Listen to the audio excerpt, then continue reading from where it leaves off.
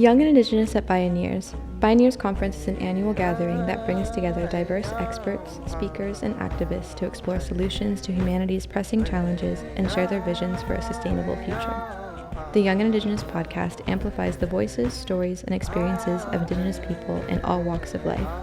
By honoring the voices of our ancestors, we are reclaiming our narrative and preserving our way of life.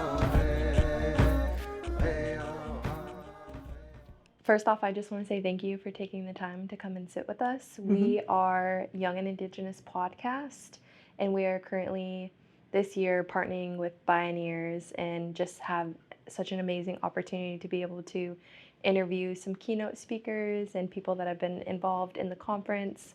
So we just want to say, hi, Shka, our hands go up to you for taking the time to be here with us today. My name is Santana and I come from, through my mother, I come from Lummi Nation, and then through my father, I come from Nooksack and First Nation Shwai Village. Okay, Anugwitu, Unstruck, Waikiki, Curly Bear, Tucha, Quinile. Hello, my respected people. My name is Waikiki Curly Bear. I come from the Quinault Indian Nation. On my mother's side, I come from Quinault and Musqueam. And on my father's side, I am Alaskan Athabascan. So we just want to use this as an opportunity to uplift your voice and the work that you're involved in. And we just wanted to take this time to be able to share some time with you and just listen to anything that you have to tell us. First off, can you please introduce yourself, who you are, and where you come from? Sure. Seko Sewa Goeko, Kehuita Yunget Sokata Huni. My English name is Beverly. My Mohawk name is Kehuito. I said hello to all of you. And I'm also Wolf Clan. My parents are both Akwesasne Mohawks. Akwesasne is what we call the place where we come from. And I'm a elected tribal leader currently, but I'm also a family nurse practitioner as well. We live, our reservation is in New York State at the northernmost portion. In fact, our reservation is bisected by the US-Canadian border, so half of our reserve is in what's called Canada and half is in the United States. And it causes a lot of jurisdictional issues. And so it's a constant thorn in our side to have to deal with that. There's two elected tribal governments, one on the Canadian side and one on the US side. And then we have a traditional government also that spans, both parts of our territory. So that's where I come from. And in terms of being an elected leader, I'm serving my fourth 3-year term. And it's been quite interesting. I worked as a family nurse practitioner and a registered nurse at our local health clinic on the res for 30 years before I got elected to tribal council.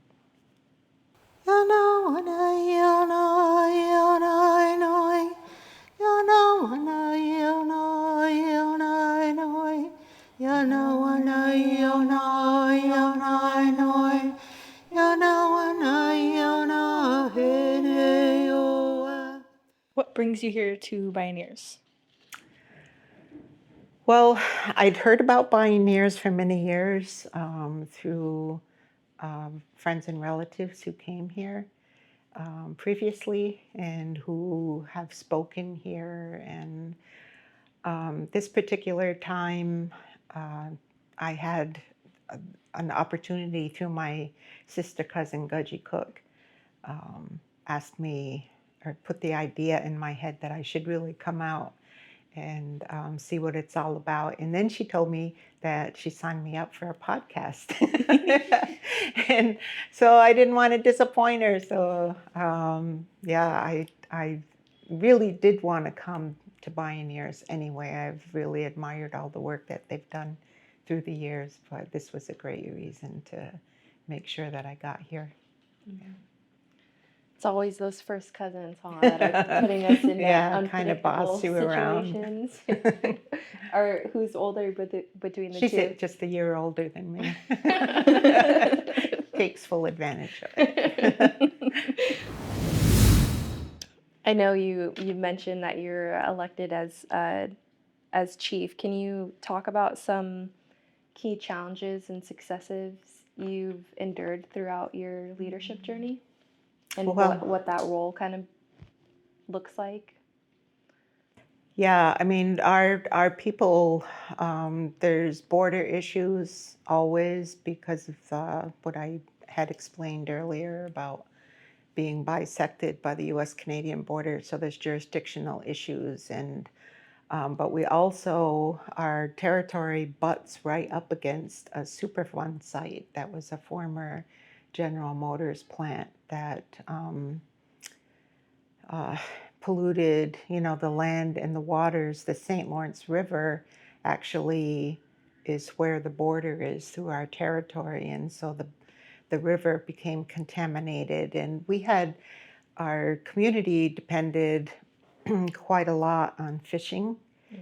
There's other tributaries that feed into the St. Lawrence River, and so there was quite a lot of fishing. And I remember as a young girl, going with my dad to visit, parts of the territory near the river where people fished, to feed their families, but also as a means of supporting their families economically. And so we would go around and there would be giant fish boxes with all kinds of fish swimming around, perch and bass and sturgeon and, the like. And so when the Seaway got developed back in the early 50s, the industry came to the area because of that. And so we have big ships that go through the St. Lawrence River also. So industry kind of took off. So there was a General Motors plant. There was a Reynolds Aluminum plant just across the road from them. And then about 10 miles upriver was yet another Alcoa aluminum plant. And so we got all of the pollution, the air pollution. We were downwind, downriver. And so we were quite affected from the contamination. And my cousin Gudgy actually had initiated a study, a health study about mother's milk, because the mothers who were living in that area were concerned about PCB contamination. And we also, and Reynolds was also instrumental in single-handedly destroying our dependence on beef cattle and dairy cattle because of the fluoride that they emitted into the air, and that landed on the the grass that the cattle and the cows ate, and they got what's called fluorosis. Their teeth crumbled, their hooves got soft, they were dying. And so there was studies done. Mount Sinai came up and did a study on the people, but and the cattle and the dairy cows were studied as well and found to be inflicted with this fluorosis. And so that just destroyed all of our farming, cattle, beef cattle farming and dairy farming. So that was gone. And then the PCBs coming out of General Motors caused the mothers to be concerned about what's happening with that. And as it turns out, the mother's milk and local animals that were the trappers would catch, the turtles, the otters, beaver, were full of PCBs. And the only way for a woman to lower her body burden of PCBs is through breastfeeding. And so it was a concern for moms that around that time period in the early 80s, breastfeeding was becoming more prominent and encouraged. And so the moms were worried about, we're breastfeeding and unloading our own body burden, but our babies are picking it up. And that was indeed the case. And so for several years afterwards, we were studied and measured and, um, trying to figure out what does this all mean. And so, PCBs are endocrine disruptors, and so there's always been concern also about, when menarche starts, or when girls start having their moon time, and is that disrupted in any way? The fertility of our women is a concern, and also the fertility of the men, because they were concerned about the level of testosterone also. So anyway, that's getting really deep into it. But as far as environmental concerns, General Motors is now gone, but the amount of PCBs that was soaked into the soil is still finding its way into the river. So even though it's less, back in the early 80s, we then couldn't eat the fish. You could eat one fish meal, which is about the palm of your hand, if you were childbearing age, one fish meal a month. And previously it had been 2 or 3 meals a week, for families. And so that, I believe, has affected our health, and plus the PCB burden. And so now we know that PCB is directly linked to breast cancer, non-Hodgkin's lymphoma, and melanoma, for sure. And we also think that there's other forms of cancer that are also linked to it, but haven't been scientifically proven yet. So those are some of the environmental issues that we deal with in our territory, which is disturbing because it's not as if we can go anywhere. That's our land, it's our territory. So EPA is supposed to have been cleaning it up. Of course, they never have enough money to do exactly what they need to do, and General Motors gets to claim bankruptcy and move away and leaves their mess to be cleaned up. And so there's still the remediation still isn't complete. And here we are in 2025, and they're nearly out of money to complete the cleanup. So that's environmental. Then there's border issues. And because we're on the border, there's, complications of that. And then we have an active land claim case that we're trying to wind down. We have a negotiated settlement that's about ready to be ratified. And so that's some of what we're doing. And we also have, I think when I was working as a nurse practitioner, one of the things that came to the forefront for me was the amount of addiction that our community deals with, and also understanding that those mental health issues and addiction issues are directly relatable to childhood trauma, family trauma, generational trauma, and historical trauma. And so that is really my passion. And when I got elected as a tribal leader, my idea was to try to influence policies within the tribe to support and promote healing in our community and in our people, and addressing trauma and trying not to re-traumatize one another, which sometimes we tend to do that because of our inability to maybe express ourselves the way we would like to. Yeah. So, That's understandable. mm-hmm. I I heard so many commonalities in what you're saying with what we face within our own community as well, and I think that's pretty normal, right? A lot of us have a lot in common, no matter what region or place we are in the world. It seems like we always seem to face the same problems.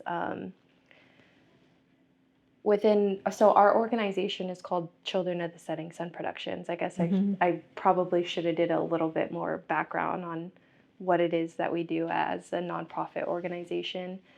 Young and Indigenous Podcast is just a sector within the organization. It's just a part of it. But a lot of what we do is kind of centered around multimedia. Like we do films, we do documentaries, we have our podcast, and we really use storytelling as like kind of the thing that we do.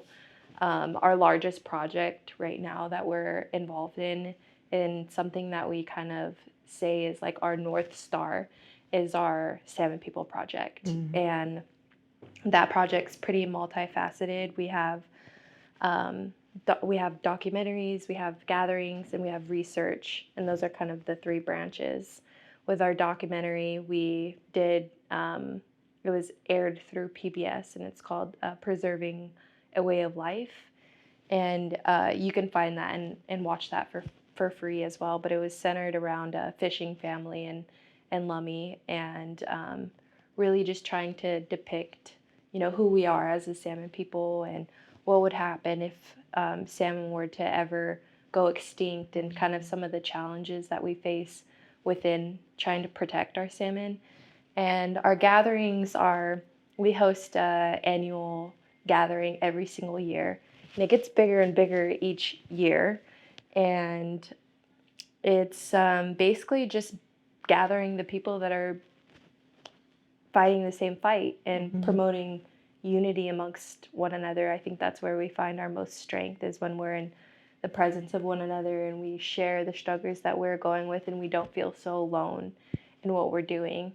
And our research was approved through an IRB process with a couple different colleges, and that just allowed us to partake in audio interviews. And we had a list of questions that were around, who we are as salmon people, but ultimately it just goes back to that. Those two questions is like, who are we as salmon people, and who would we be if salmon were to ever go away from us? And a lot of our work right now is like uplifting and amplifying people's voices that are like deep in the fight. 3 large tribes that we are working with, what is the Alwa, Lower Alwa Sklallam tribe, and they had a successful dam removal in 2012. And then we are working also with the Klamath, and they had a successful dam removal as well, and became the next largest dam removal, and they removed 3 dams along the river. And then right now is Nez Perce and the work that they're doing on the Snake River, and how they want to remove their dams along their river as well. And so salmon is a huge part of what we advocate for at our organization. And we also have a really good opioid documentary that we released, talking about kind of the addictions that we face within our own communities. But it was a really beautiful documentary, and really helped shift my heart and mind, because as someone who struggles with addiction within my own family, it's really important to move away from like that angry stage and that kind of hatred stage, to more of an understanding of like what led them there. And it ultimately has to do with trauma and colonization, and just like the lateral violence that has been inflicted in many of our communities. And then our reservation is just along the Canadian border. And so it's like so many things that just like came to my mind. And we struggle with a lot of fishing rights within our tribal community, and not allowing us. I mean, it's just complicated with the fishing rights, like as if we're the ones that created these borders, right? Do you have any? I think you just said everything I could say.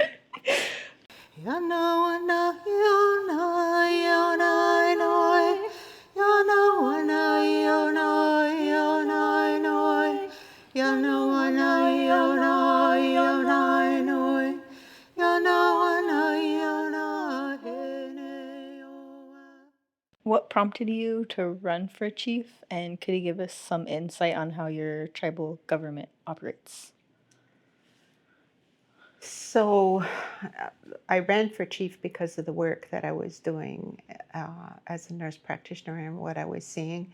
As an NP, I sat on the treatment team for our inpatient alcohol and chemical dependency treatment center.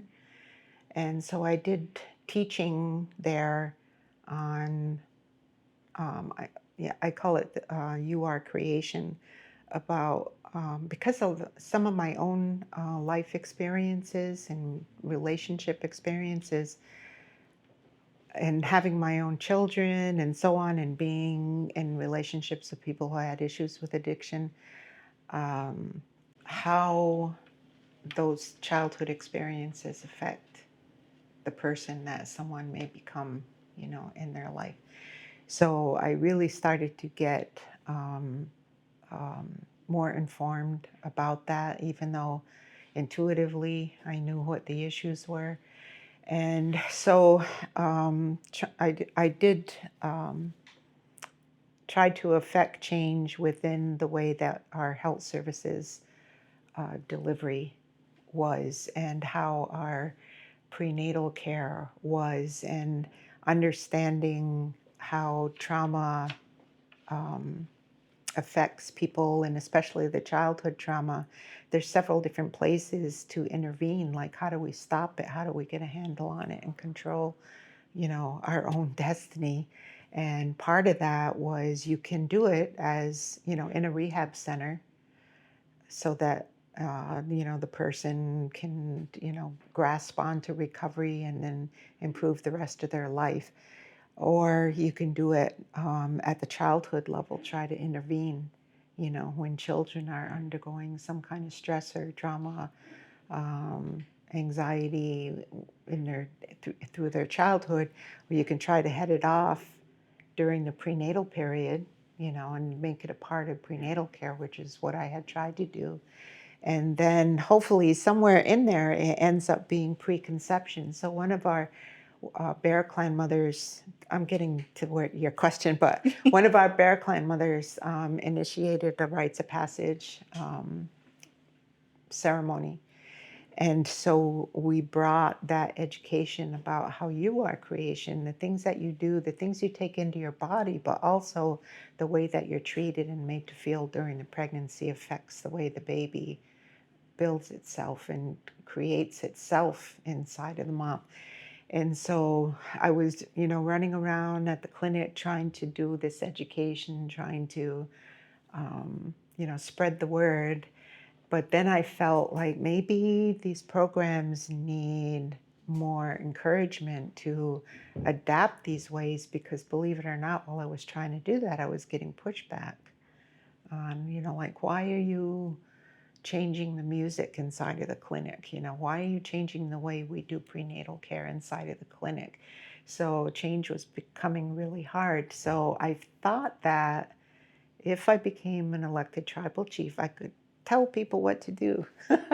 I could, change policy somehow and make it, encourage people to get educated and to change the way that they not only treated clients and community members, but each other in the workplace. So that was my idea. And then when I got elected, they said, you can't tell programs what to do. They have directors and supervisors to do that, So I was, but one thing that I could do was initiate a tribal council resolution that would support and encourage trauma-informed practices and responses um, within the programs. And so that's what I did. And then on top of that are all these other areas where our people do experience trauma, like, the upset of our economic system, the upset of our environment, the upset of our borders, lost land and trying to get land back through, a land claim. So there were other, political ways that you try to help to reduce or deter some of those outside influences that cause a lot of distress and a lot of anger. And then, the cycle begins again. So that's what I was trying to do. The elected system has only been in existence since, I think, 1802. It developed out of our relationship with New York State. It was for their convenience that the system was created, and it carried on ever since then. So there's three, what they call chiefs. They started out as trustees, and we really are trustees, but they conveyed the title of chiefs to the three people, and then there's three sub-chiefs as well, and we each run on a 3-year term. So every year there's an election of another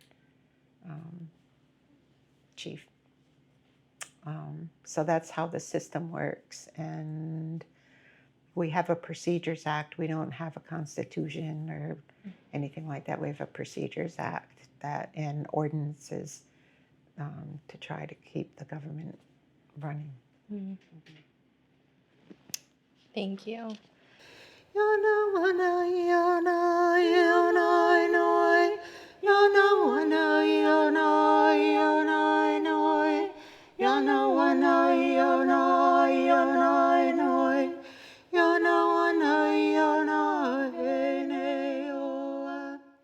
Outside of your role as chief, can you tell us about any other work that you're currently involved in?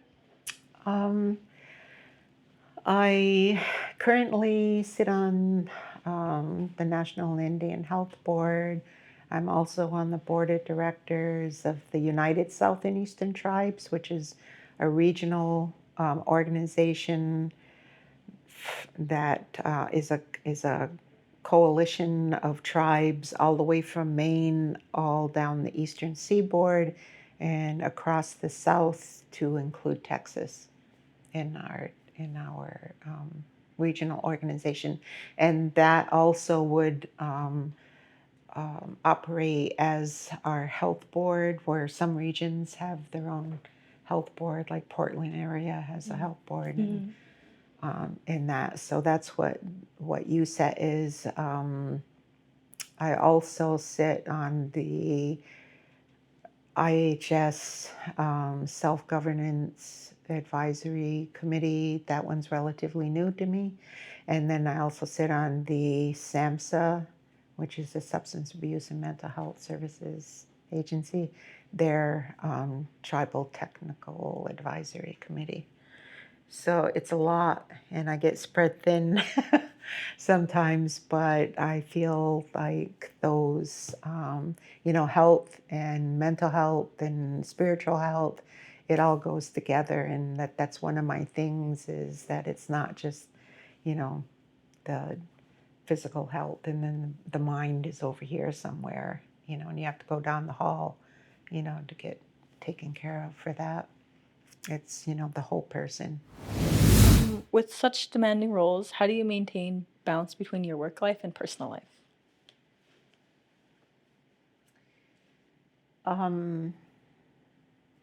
It's difficult, and I'm pretty sure my family probably says that there is no balance, because there's a lot that takes up time in my work, and then in the other committee work and traveling, that sort of thing. But for my own internal balance, I do ceremony. have a sweat lodge ceremony, purification lodge. I try to do that every other week. We have a TP ceremony also that I participate in, and our seasonal ceremonies, my own way of praying and communicating with creation. So that's the other balance, and it's also integral to all of the work that I do as well. It doesn't matter whether it's land back or border issues or environmental issues, it's all connected. And I also I have family members who lead Sundance ceremonies, so I support that. Also, I Sundanced 5 years when I could, and then had family issues, and then started to pick that back up, in a supportive role. So all of that, is all really important, I think. Mm-hmm. Would you say that your response to that question is kind of how you continuously take care of yourself mentally, physically, and spiritually? Yeah, absolutely. Especially getting into, Anipi ceremonies. I gotta do that. That really helps discharge. A lot. It gives me a place to pray about whatever it is. You know, to be grateful. For what I have and for the family, and but to pray for the community, to pray for our one mind. To because sometimes when the pressure of being bombarded with a lot of issues that you don't have a lot of say in, can really press down on people, and sometimes it can fracture relationships, and then pretty soon you find you're fighting one another instead of fighting you know the real problem. And so I spend a lot of time praying for that clarity and that guidance and wisdom to be able to help our community, stay together, our people stay together.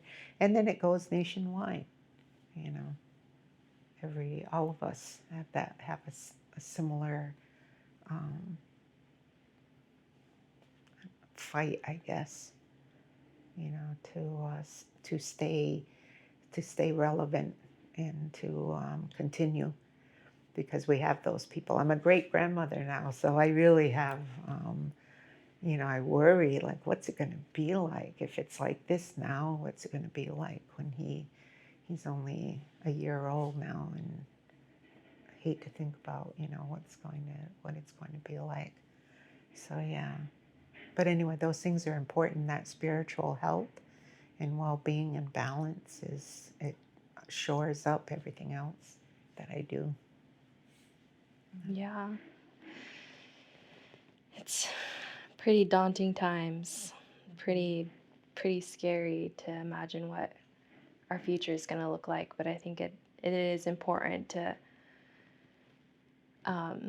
take care of that, our holistic well-being, and I think it's really important to talk about as well. I recently started another podcast series, and it's called Healing Woman Heals Mother Earth, and it really talks about the interconnectedness we have of our health and well-being as women with the health and well-being of Mother Earth. And I talked to a lot of women about just their roles in environmental stewardship, and how they take care of themselves while being involved in high-level advocacy work. We do a lot of advocacy work at our organization, and it's just been inspiring to listen to how women take care of them continuously, take care of themselves. I think for me personally, I'm really drawn to the water.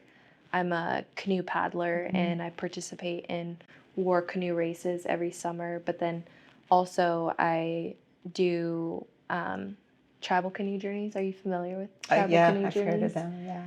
This year is to Lower Alwa Sklallam tribe who had the successful dam removal in 2012.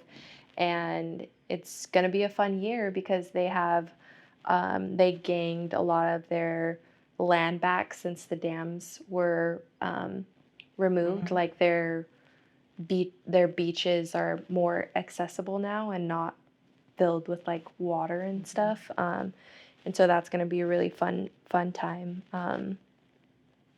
How do you take care of yourself mentally, physically, and spiritually? How do I take care of myself mentally, physically, and spiritually? Physically, I like to work out. I'd say I like to, when I can. I currently reside in their territory, but when I can, I like to go home to mine and go get Indian tea and Devil's Club and stuff like that. Spiritually, I don't know. It's hard. That's a really hard one, just because I'm not always in the best space because it is so hard for me to be away from home. But I'm working on that part. And then I'm a master weaver, so that helps me a lot with weaving, and teaching people really helps me. So that's what I like to do. Yeah, mindfulness is real important. I think that's really great. And I think also relationship building, you know, sitting in that audience this morning, with all the diversity in there. We're not supposed to say diversity anymore, but diversity in the audience, really, there's a lot of strength. There's a lot of strength and power in that. And I think sometimes, like, I remember when I was young, like, I didn't even want any part of that. It was just our way is the right way, is the only way. And, there's no way in this day and age that we survive. And, when you look back into our history too, we did survive because of allies and because of people that came to the forefront at crucial times. So anyway, I think that's really necessary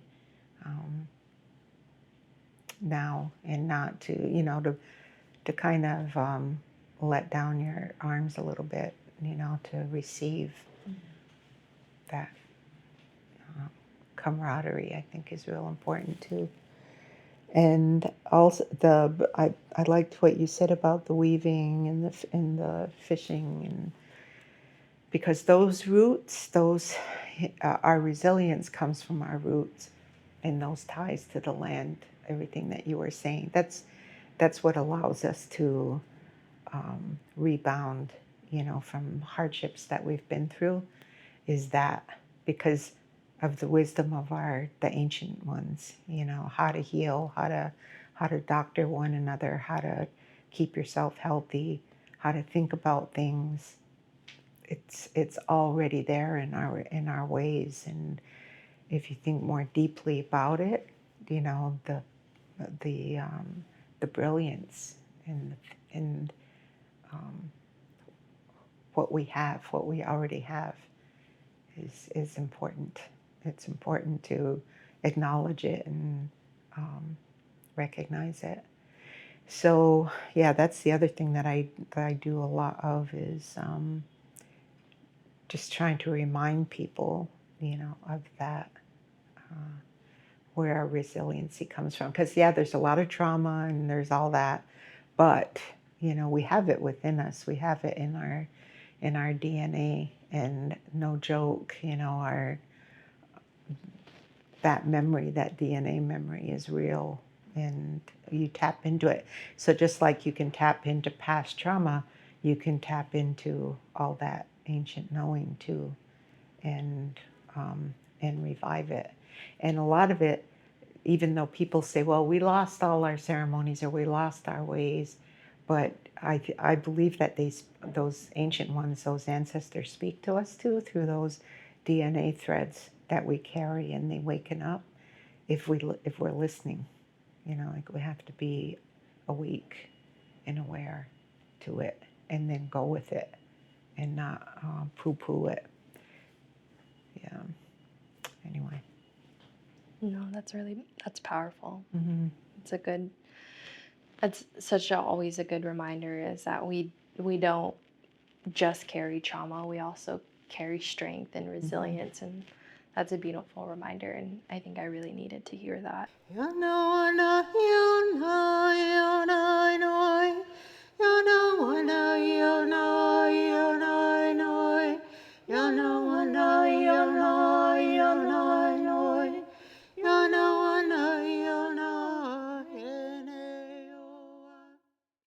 How do you see the future of environmental health for the Mohawk people and indigenous communities? That's a continuous. It's going to be a continuous fight for a long time, and trying to figure out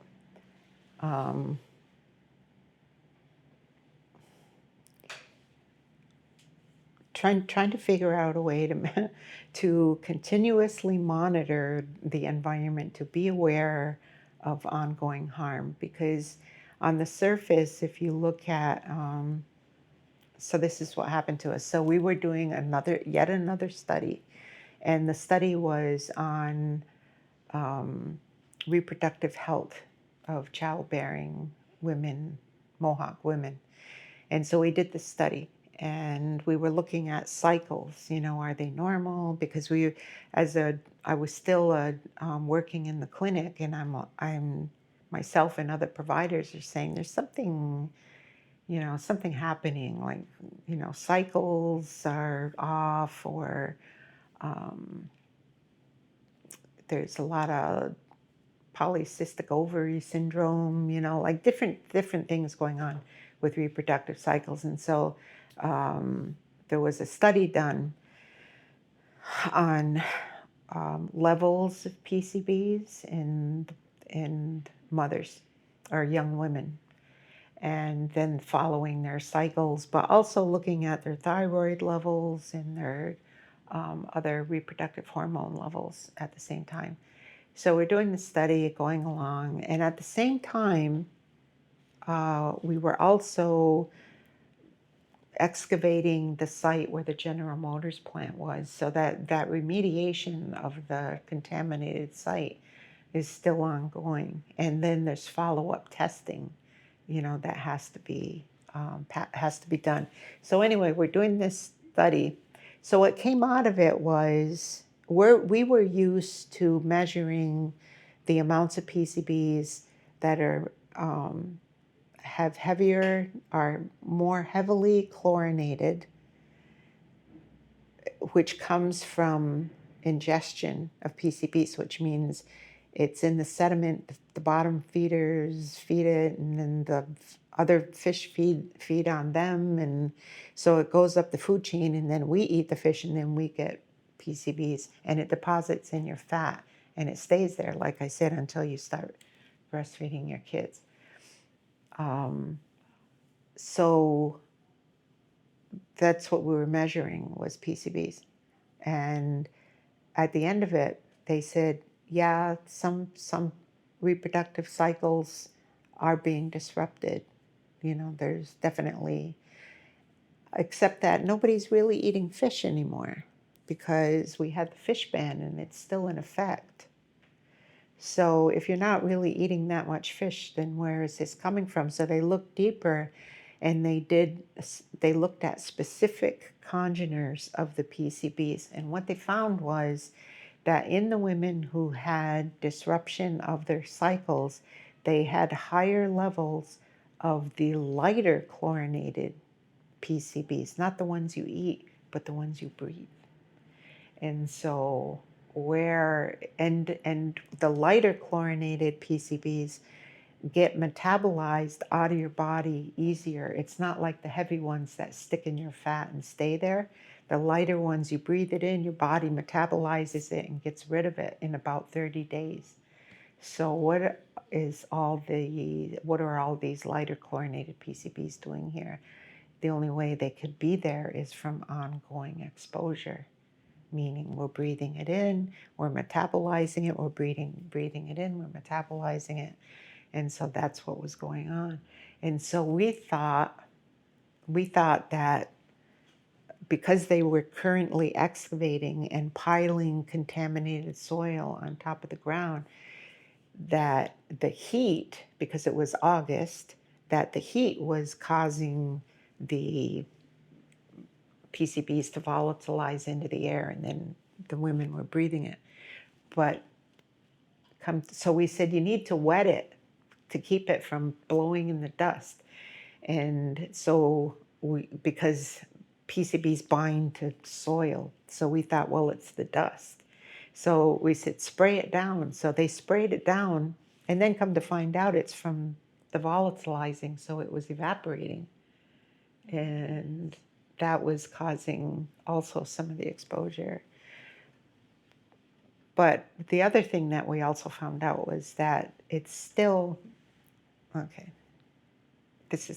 so as they're digging up all of the PCBs, the area is made out of glacier silt.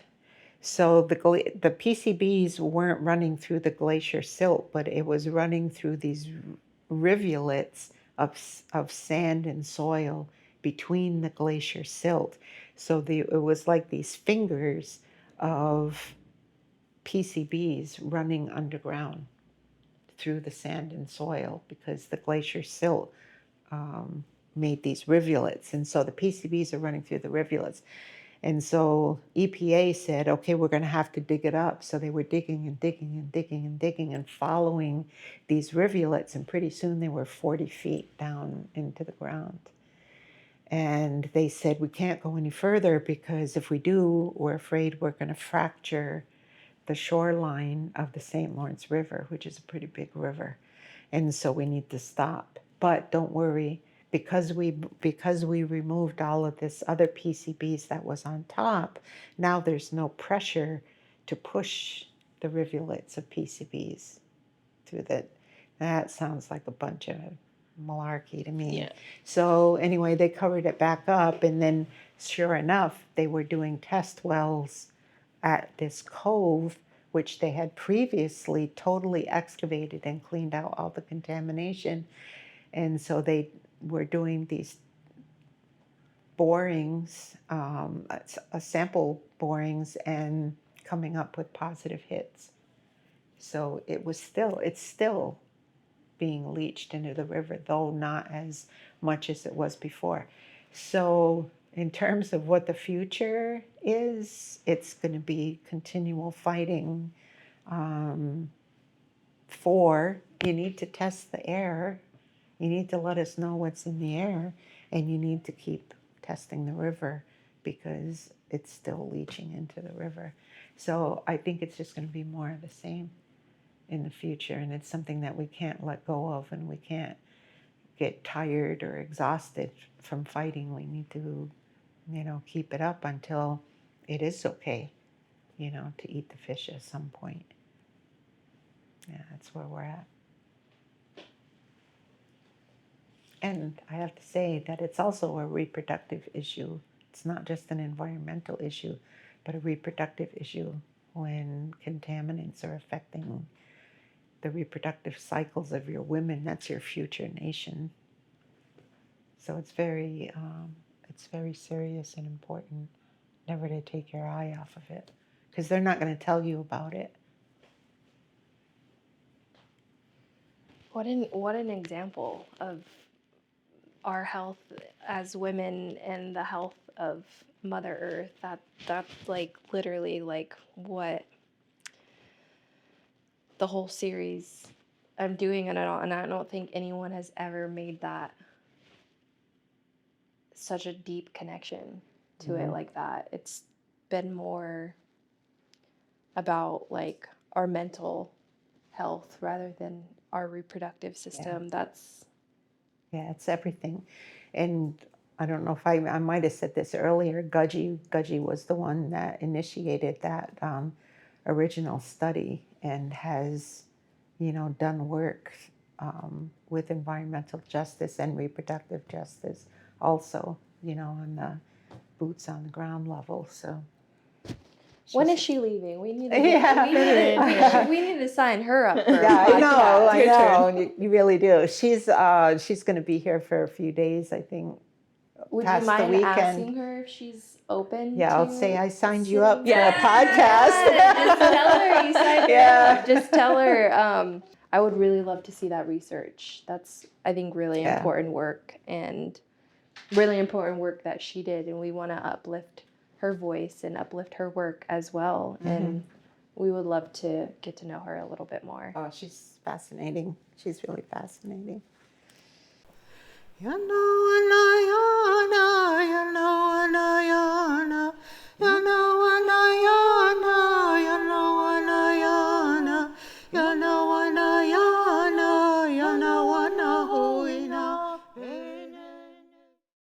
Well, we only have one more question left for you, and that is, if you had one message to give future generations of Indigenous leaders, what would it be? Ooh. So I think they have to deal, as a leader, you have to look at your people as a whole person, a whole people's, from their mind, down to the tips of their toes. Everything matters. Their spiritual wellness and certainly their physical wellness and their ability to have confidence, self-confidence, and self-esteem, and to be that whole person. And that there's a whole nother thing around women and their ability to, not just life givers, having babies and nursing babies and raising babies, but that there's a whole nother part of women in their like supporting life on a cellular level. And that comes from inside of each cell. This is part of the teachings that I do. There's inside of each cell, there's a central nucleus that has the DNA from the mom and the dad. And then also in that cell are mitochondrial bodies that take the food you eat, turn it into energy. And I liken it to like how you feed a fire. You keep that fire burning for light and energy and warmth and comfort. And so these mitochondria inside of each and every cell of your body is what keeps that cell alive. So it allows you to live. That also has its own DNA, and that DNA comes directly from your mom. It's your mother's DNA, and your mother's DNA, and your mother's DNA, and your mother's DNA. And not only does it come from your mother, but it's the exact copy of your mother's mitochondrial DNA. So your mitochondrial DNA that keeps you alive is the exact copy of your grandma's and your great-grandma's and your great-great-grandma's, all the way back down your mother's line to you. And it keeps you alive. So I think about it as the mother's, a mother's prayer. What do mothers pray about? They pray about their children, that they have a long, happy, healthy life, that they're protected and safe at all times, that they get to see their own grandchildren and great-grandchildren maybe, walk around this fireplace. So you make prayers like that. That prayer is in that DNA. That DNA is the prayer. So we also talk about following the intent of your prayer. So you don't just put it out there. You pray about it, and then you follow it and you exercise it. And that's what our grandmothers have done, is they followed the intent of their prayer by keeping you alive. That's powerful. That's a good note to end on, I feel like, and such a powerful reminder again to just our own strength that we carry as Indigenous women and the responsibility that we have to continue on the work that, you know, our mothers and grandmothers and great grandmothers have done, and so on and so forth. You want to close this out? So, girl, for speaking with us. My pleasure. Yes, this was a beautiful There's time. hope because of you, what you're doing and the messages that you're getting out. Yeah. Aishka, our hands go up to you. Thank you so much for your time and your words. We will definitely, it's always, the interviews and the words that are said within the interviews that remind us to keep going and give us that strength to continue forward, and we'll carry your words with us. Thank you. Yeah, well, it was a pleasure. Hey, what up, y'all? Thanks for listening to this episode of Young and Indigenous. This series was made possible by BIONEERS and the Rights of Nature organization. Special thanks to Britt, Stephanie, and Ray Ray for all their help on this project. This episode was produced by Roy Alexander, Isabella James, Santana Bang, Haley Rapata, Raven Borsey, Cyrus James, Waikiki Curly Bear, TJ White Antelope, Sky Schofield, and Ellie Smith. Yay Podcast is a part of the Children of the Setting Sun Productions. Original music by Keith Jefferson, Adam Lawrence, Nichols, and Roy Nickel. Additional music by Beverly Cook and Gudgy Cook.